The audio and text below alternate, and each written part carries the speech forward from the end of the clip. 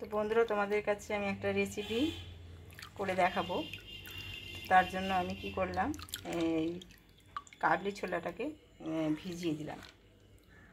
তো কাবলি ছোলাটা তো ভিজতে টাইম লাগবে, সেই জন্য আগে ভাগে এটা ভিজিয়ে রেখে দিলাম। তারপর পরে যেটা আমি যে রেসিপিটা বানাবো তোমাদের তো অবশ্যই শেয়ার করব। তো ঠিক আছে, চলো এটা হতে থাক, ভিজতে থাক। কাবলি ছোলাটা অনেকটাই ভিজে গেছে। এবার আমি এর সাথে 2-1টা আলু দিয়েছি, ছোট ছোট আলু 4-5টা দিয়েছি।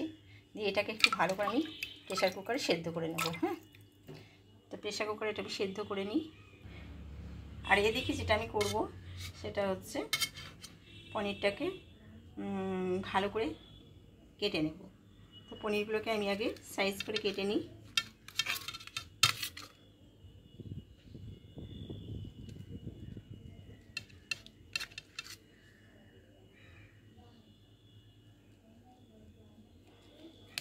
সাইজ করে কেটে নেব।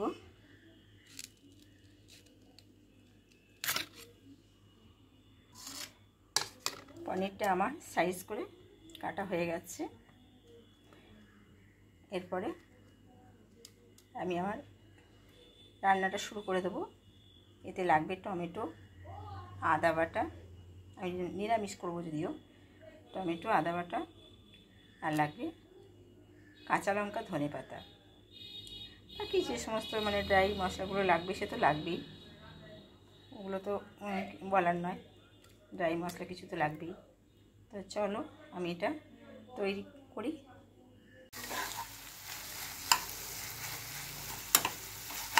এটা আলুগুলো একটু যদি মেখে দেওয়া হয় তাহলে গ্রেভিটা কিন্তু অনেকটা গাঢ় হবে। আর আলুগুলো আমি খুব বেশি একেবারেই গুঁড়িয়ে দেবো না, একটু গোটা গোটা থাকবে হালকা করে।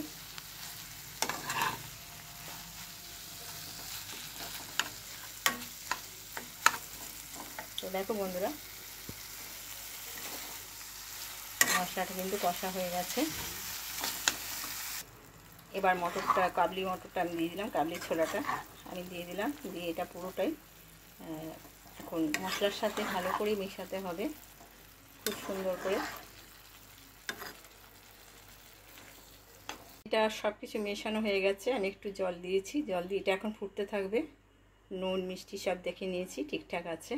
এবার এটা কিন্তু একটু ফুটুক খুব ভালো করে, তারপর আসছি। তো আমার একদম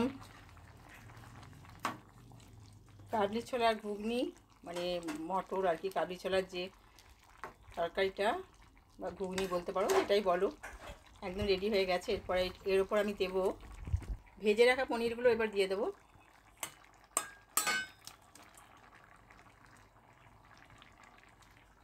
তো পনিরগুলো আমি দিয়ে দিয়েছি। এরপরে আমি উপর থেকে ধনে পাতা ছড়িয়ে দেবো। আমার একদম ফাইনালি কমপ্লিট হয়ে গেছে। কেমন লাগলো অবশ্যই জানাবে তোমরা কমেন্ট করে। খেতে তো অসাধারণ হয়েছিল, ভীষণ সুন্দর। তো তোমাদের কেমন লাগলো অবশ্যই জানাবে।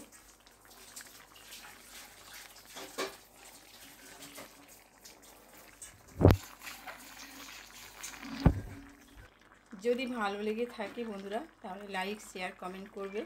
আর নতুন বন্ধু হলে চ্যানেলটাকে সাবস্ক্রাইব করে দেবে। আর হ্যাঁ বন্ধুরা, হাইপ অপশানটা আছে, হাইপটা দিতে ভুলবে না। হ্যাঁ, সকলেই হাইপটা দিয়ে দিও। এখন ওটা নতুন একটা আপডেট এসছে, হাইপ তোমরা দিতে ভুলবে না, ঠিক আছে? তো চলো আজকের মতো এখানেই আমি শেষ করছি। নেক্সট কোনো ব্লগে কিংবা রান্না নিয়ে তোমাদের সাথে দেখা হবে, ঠিক আছে? তো চলো, টাটা, বাই।